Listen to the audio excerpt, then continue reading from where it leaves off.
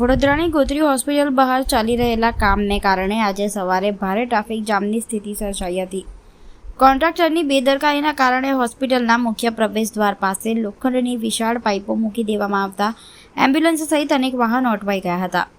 ઘટનાના પગલે દર્દીઓ, ડોક્ટરો, સ્ટાફ અને વિદ્યાર્થીઓને ભારે હાલાકીનો સામનો કરવો પડ્યો હતો.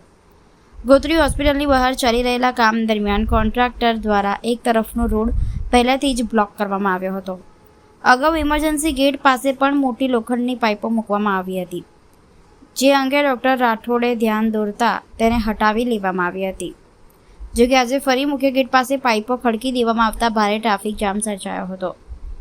ટ્રાફિક જામના કારણે 4 થી 5 એમ્બ્યુલન્સ રસ્તામાં અટવાઈ ગઈ હતી. સવારનો વ્યસ્ત સમય હોવાથી હોસ્પિટલમાં આવતા દર્દીઓ, ઓફિસે જતા કર્મચારીઓ, વિદ્યાર્થીઓ તેમજ અન્ય વાહન ચાલકોને પણ મુશ્કેલીનો સામનો કરવો પડ્યો હતો.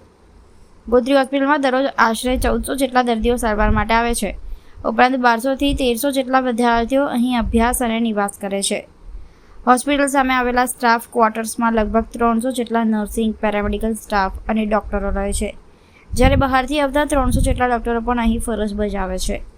ટ્રાફિક જામના કારણે આ તમામ લોકોના સમયસર પહોંચવામાં વિક્ષેપ સર્જાયો હતો. સ્થાનિકો અને હોસ્પિટલ તંત્રનું કહેવું છે કે આ વિસ્તારને હજુ સુધી યોગ્ય ટ્રાફિક પોઈન્ટ તરીકે વિકસાવવામાં આવ્યો નથી.